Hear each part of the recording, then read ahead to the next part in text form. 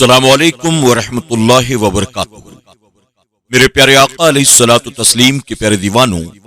خاتون جنت حضرت فاطمہ الزہرا رضی اللہ تعالی عنہا کی کنیزوں، ایمان چھپانے والے شخص نے کہا اور کہنے لگا، ایک مرد مومن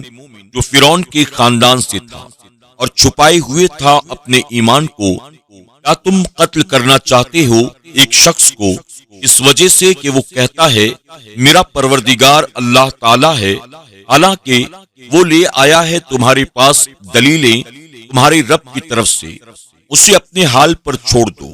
اگر وہ حقیقتاً جھوٹا ہے تو اس کے جھوٹ کی شامت اس پر ہوگی،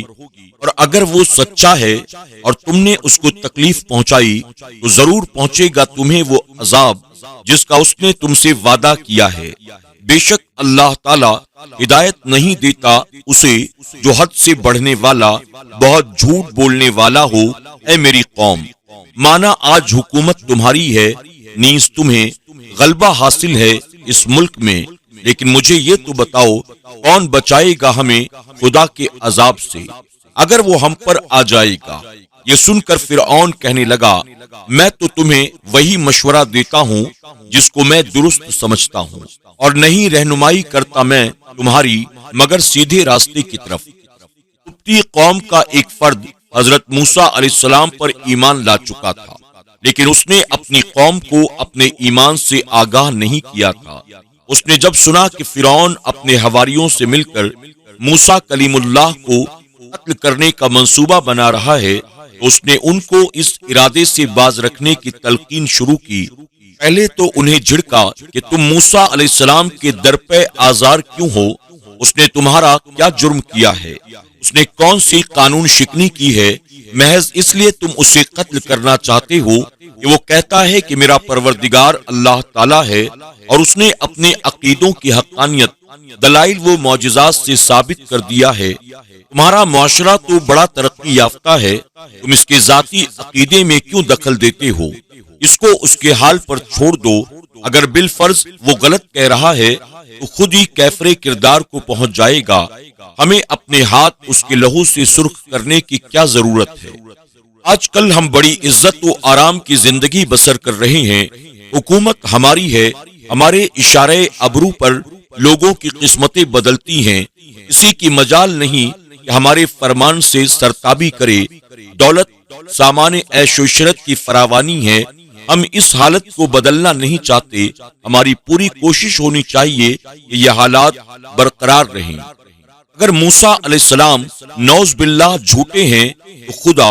مصرف قذاب یعنی حد سے بڑھنے والا، بہت جھوٹ بولنے والے سے خود نپٹ لے گا،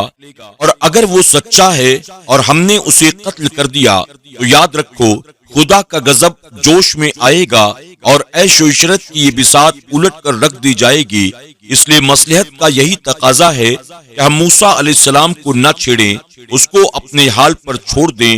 اور مفروضہ خطرات سے حواس باختہ ہو کر کوئی ایسی غلطی نہ کر بیٹھیں کہ خدا کے عذاب میں یوں گرفتار ہو جائیں کہ بچ نکلنے کی پھر کوئی صورت نہ رہے۔ اس کے جواب میں فرعون نے اپنی قوم سے کہا، میں نے تمہیں جو مشورہ دیا ہے میرے نزدیک وہ درست ہے، اور میں تمہیں اس پر گامزن کرنا چاہتا ہوں جس میں تمہاری بھلائی ہے۔ اس سے پتہ چلتا ہے کہ فرعون مطلق العنان فرما روا ہونے کے باوجود آج کل کے فرعونوں کی طرح تنگ مزاج اور کم ظرف نہیں تھا کہ ادھر کسی نے مخالف رائے دی اور جھٹ وہ غدار اور گردن زدنی قرار دے دیا گیا، بلکہ وہ اختلاف رائے کو بڑے تحمل سے برداشت کرتا تھا اور کہنے لگا، وہی ایمان والا، اے میری قوم، میں ڈرتا ہوں کہ کہیں تم پر بھی پہلی قوموں کی طرح اللہ کا عذاب نہ آ جائے، جیسا حال ہوا تھا قوم نوح، عاد اور سمود کا، اور ان لوگوں کا جو ان کے بعد آئے، اور اللہ تعالیٰ نہیں چاہتا کہ بندوں پر ظلم کرے۔ اس مرد مومن نے جب دیکھا کہ اس کی پند و موعظت اثر انگیز نہیں ہو رہی ہے، اس نے مزید کھل کر گفتگو شروع کی اور گزشتہ زمانے میں اپنی بدعمالیوں کے باعث تباہ و برباد ہونے والی قوموں کا ذکر شروع کیا، اور فرمایا، ان تباہ ہونے والی قوموں کے حالات سے عبرت پکڑو اور اس غلط روش کو چھوڑ دو اور اس نے کہا مجھے پکار کے دن کا تم پر ڈر ہے، یعنی اس سے مراد قیامت کا دن ہے، اور یہ حقیقت ہے کہ ذرا سا زلزلہ آ جائے یا کوئی ناگہانی مصیبت آ جائے تو اتنا شور و گل مچتا ہے کہ کانوں پڑی آواز سنائی نہیں دیتی۔ جب لوگ یکا یک قیامت کی ہولناکیوں سے دوچار ہوں گے، قدموں کے نیچے زمین انگارے کی طرح تپ رہی ہوگی، اوپر سے سورج کی کرنیں آگ برسا رہی ہوں گی، سامنے دوزخ کے شعلے بھڑک رہے ہوں گے، چاروں طرف سے فرشتوں نے گھیر رکھا ہوگا۔ اس سراسیمگی کے عالم میں شور و گل کا آپ خود اندازہ کر سکتے ہیں، اس لیے اس دن کو یوم التناد یعنی ایک دوسرے کو پکارنے کا دن کہہ دیا۔ مزید اس نے اپنی نصیحت جاری رکھتے ہوئے کہا کہ اس دن سے ڈرو جس روز تم بھاگو گے پیٹ پھیرتے ہوئے، نہیں ہوگا تمہارے لیے اللہ تعالیٰ کے عذاب سے کوئی بچانے والا، اور جسے گمراہ کر دے اللہ تعالیٰ اسے کوئی ہدایت دینے والا نہیں۔ اس مرد مومن نے ان کو سمجھانے کی ہر ممکن کوشش کی اور کہا اے میری قوم، بے شک آئے تمہارے پاس یوسف علیہ السلام موسیٰ علیہ السلام سے پہلے روشن دلائل لے کر، بس تم شک میں گرفتار رہے۔ اس میں وہ جو لے کر آئے تھے، یہاں تک کہ جب وہ وفات پا گئے تو تم نے کہنا شروع کر دیا کہ نہیں بھیجے گا اللہ تعالیٰ ان کے بعد کوئی رسول۔ یوں ہی گمراہ کر دیتا ہے اللہ تعالیٰ اسے جو حد سے بڑھنے والا، شک کرنے والا ہوتا ہے۔ یوں ہی گمراہ کرتا ہے انہیں جو جھگڑتے رہتے ہیں اللہ تعالیٰ کی آیتوں میں بغیر کسی معقول دلیل کے جو ان کے پاس آئی ہو۔ یہ طریقہ بڑی ناراضگی کا باعث اللہ تعالیٰ کے نزدیک اور مومنوں کے نزدیک اسی طرح مہر لگا دیتا ہے اللہ تعالیٰ ہر مغرور اور سرکش کے دل پر۔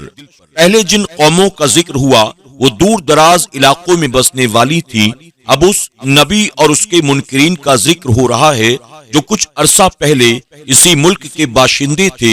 یوسف علیہ السلام کے نام سے کون سا مصری تھا جو واقف نہ تھا؟ ان کا دور حکومت مصر کی تاریخ کا وہ درخشاں دور تھا جبکہ ہر طرف عدل و انصاف کا نور برس رہا تھا، قانون کی بالادستی قائم تھی، غریبوں اور مفلوق الحال لوگوں کی اس طرح دلداری کی جاتی تھی کہ سبحان اللہ، اس عام اور شدید قحط کا چیرہ دستیوں سے انہیں یوسف علیہ السلام کے حسن انتظام کے باعث پناہ ملی تھی۔ اس نبی اور عادل فرمانروا کے ساتھ اس کی قوم نے جو برتاؤ کیا، مومن آل فرعون اس کا ذکر فرما کر انہیں تنبیہ کر رہا ہے کہ بے داغ سیرت، ان کے بے عدل نظام حکومت، ان کی عدل گستری اور ان کی رعایا پروری کو اپنی آنکھوں سے دیکھ لینے کے باوجود ان کو نبی ماننے کے لیے تیار نہ ہوئے، بلکہ ان کی ساری عمر اسی ادھیڑ بن میں گزر گئی کہ یہ نبی ہے کہ نہیں۔ قطعی اور یقینی دلائل کے باوجود وہ تعجب ہی کا شکار رہے اور شک کی وادیوں میں بھٹکتے بھٹکتے عمر گزار دی، اور جب وہ نیر تاباں غروب ہو گیا تو پھر کفے افسوس ملنے لگے اور کہنے لگے ایسی ہستی اب دوبارہ پیدا نہ ہوگی، ان کے بعد اب کوئی نبی نہیں آئے گا۔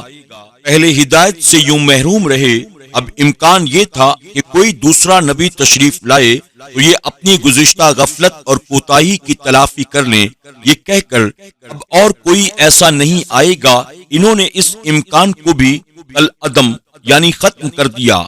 مومن نے اپنے کلام کے آخر میں ایک اصول بیان فرمایا کہ جس فرد یا قوم میں یہ تینوں عیب پیدا ہو جائیں، ان کے ہدایت پانے کی کوئی امید نہیں رہتی۔ کوئی معجزہ، پند و نصیحت انہیں جائے ضلالت سے نہیں نکال سکتی۔ وہ اندھیروں میں اتنے مانوس ہو جاتے ہیں کہ نور سے انہیں گھبراہٹ ہونے لگتی ہے۔ وہ تین عیب یہ ہیں: نمبر 1، مسرف، حد سے بڑھنے والا، جو احکام اور امر اللہ تعالیٰ نے دیے ہیں ان کی پابندی نہ کرنے والا، اسے ہزار سمجھایا جائے وہ اپنی ہٹ دھرمی سے باز آ جانے کا نام ہی نہیں لیتا۔ نمبر 2، مرتاب، وہ شخص جو شک کی بیماری کا مریض ہو، اس کے سامنے روشن دلائل کے انبار لگا دو، وہ شک کے جراثیم اس کے ذہن سے نکلتے ہی نہیں ہیں۔ نمبر 3، من یجادل، جو اللہ تعالیٰ کی آیت میں بیجا تعویل کرتا ہے، ان میں عیب نکالتا ہے، آزاد ثابت کرتا ہے۔ جس فرقہ میں یہ تین عیب موجود ہوں، خدا انہیں کبھی ہدایت نہیں دیتا۔ اور فرعون نے کہا اے حامان بنا میرے لیے ایک اونچا محل، اس پر چڑھ کر ان راہوں تک پہنچ جاؤں، آسمان کی راہوں تک، پھر میں جھانک کر دیکھوں موسیٰ علیہ السلام کے خدا کو، اور میں تو یقین کرتا ہوں کہ وہ جھوٹا ہے۔ اور یوں آراستہ کر دیا گیا فرعون کے لیے اس کا برا عمل، اور روک دیا گیا اسے راہ راست سے، اور نہیں تھا فرعون کا سارا فریب مگر اس کی اپنی تباہی کے لیے۔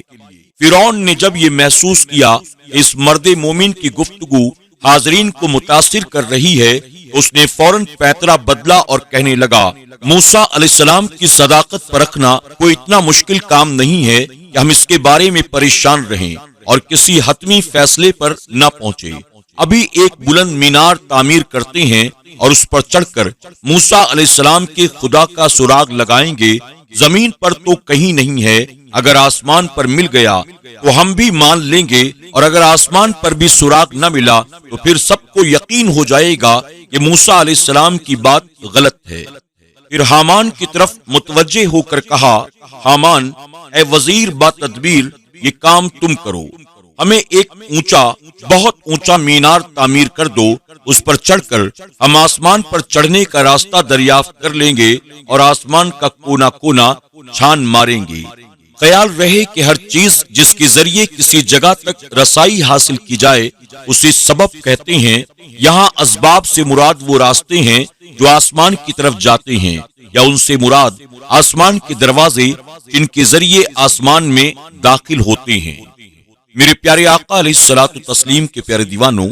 خاتون جنت حضرت فاطمہ الزہرا رضی اللہ تعالی عنہا کی کنیزوں، آج کے درس میں بس اتنا ہی۔ مزید اس کے آگے کے واقعات انشاءاللہ ہم کل کے درس میں سماعت کریں گے۔ آپ تمام سے گزارش ہے ہمارے درس کو سننے کے بعد آپ اسے لائک کریں اور کمنٹ باکس میں نیکیاں حاصل کرنے کی غرض سے ایک مرتبہ سبحان اللہ ضرور لکھیں، اور اس درس کو اپنے دوست احباب کے ساتھ بھی شیئر کرنے کی کوشش کریں۔ اگر آپ نے اب تک چینل کو سبسکرائب نہیں کیا ہے تو ابھی سبسکرائب کر لیں، اور آئندہ آنے والے درس کی تمام نئے ایپیسوڈز کی نوٹیفیکیشن کے لیے بیل آئیکن کو کلک کرنا نہ بھولیں۔ انشاءاللہ زندگی رہی تو درس کے ذریعے کل پھر ہماری اور آپ کی ملاقات ہوگی۔ تب تک کے لیے اجازت دیں، اپنا اور اپنوں کا خوب خیال رکھیں۔ السلام علیکم ورحمۃ اللہ وبرکاتہ۔